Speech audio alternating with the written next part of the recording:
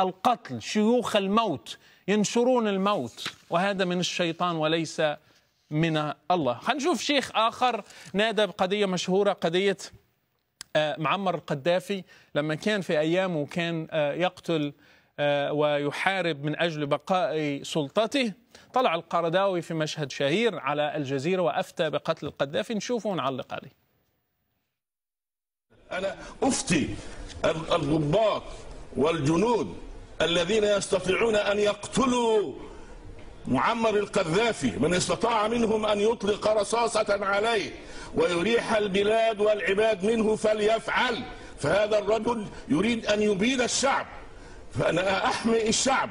أفتي من يستطيع منهم أن يطلق رصاصة ويريحنا من شره ويريح ليبيا وشعبها العظيم من شر هذا الرجل ومن خطره فليفعل.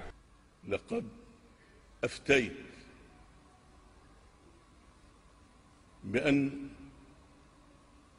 هذا الرجل دمه حلال، دمه حلال لأمرين: أولا لما ارتكبه من مذابح في حق الشعب الليبي، ومن ناحية أخرى اتقاء لما يمكن أن يحدث. هذا الرجل لا يستبعد عليه أن يحرق ليبيا كلها من أجل نفسه. ولذلك من فقه الموازنات ومن فقه المآلات ومن فقه الأولويات أن نضحي برجل من أجل نجاة شعب. لا نعرض الشعب كله للخطر من أجل هذا الرجل. من استطاع أن يتقرب إلى الله بقتله فليفعل، ودمه في رقبته. هنا أيضا دعوني أوضح نقطة مهمة. هل كان القذافي مجرما؟ نعم. هل كان قتالا للناس؟ نعم. هل يجوز للشيخ أن يطلع على قناة فضائية ويفتي بقتله؟ لا. لماذا؟ لأنه ليس له هذه السلطة. وإلا لماذا هناك محاكم دولية؟ ولماذا يقدم الناس حتى الذين ارتكبوا جرائم في حق الإنسانية يقدمون للمحاكمة؟ وينبغي أن تكون هناك أدلة، وينبغي أن يكون هناك قضاة وخبراء يفحصون الأدلة. لكن الشيوخ لا يعتبرون. القرداوي أكبر منافق، لأنه ذهب إلى ليبيا أيام كان القذافي في عز قوته، ذهب إلى ليبيا ووقف مع ما كانش أيامها القذافي مجرم، ما كانش أيامها القذافي قاتل. حتى لما رأى أن كل الدول تكالبت عليه وعرف أنه ماشي راح طلع بالفتوى. شيء آخر عن القرداوي حتى تعرفوا أن الشيوخ لا يهمهم حياة الناس. قال أنه يدافع عن الليبيين.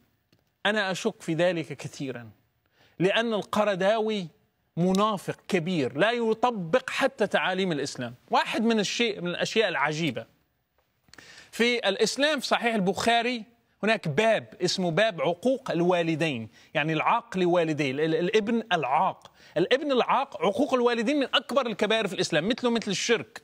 عن عبد الرحمن بن أبي بكر عن أبيه قال رسول الله: ألا أنبئكم بأكبر الكبائر؟ أكبر كبيرة في الإسلام. قلنا بلى يا رسول الله. قال: الإشراك بالله، دي واحدة، وعقوق الوالدين، اثنين.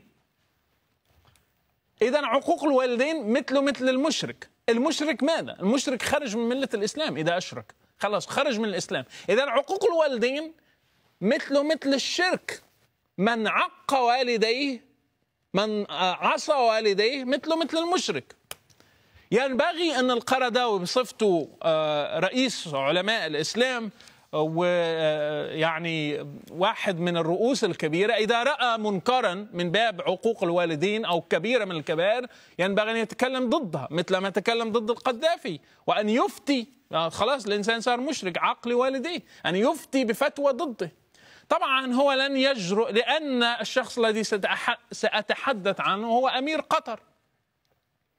أمير قطر عاق لوالديه. أمير قطر قاد انقلاب على والده سنة 95، حمد بن خليفة آل ثاني.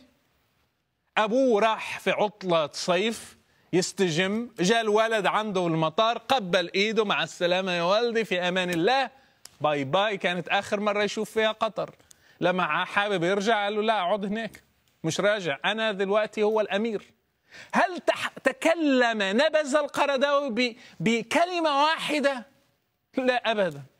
واحد خلى أبوه نفاه في المنفى وخلى عايش هناك وانقلب عليه وأخذ الحكم وأخذ كل حاجة منه، عقل والديه لم يستطع. لماذا؟ لأنه صاحب خير على القرداوي، وهو راعيه في قطر، وأعطاه الجنسية وأعطاه الأموال وأعطاه النساء وأعطاه كل شيء، فلا يستطيع. ويتكلم ضد القذافي فقط، ولا يستطيع أن يتحدث ضد حمد بن خليفة الثاني. وأتحدى أي شيخ مسلم من الشيوخ الذين يطلعون على الفضائيات، خذ أي شيخ، الشيخ الزغبي، محمد حسان، قل لهم تحدثوا عن عاق الوالدين مثل أمير قطر، ما هو حكم الإسلام فيه؟ واحد عاق لوالديه، لن يستطيعوا.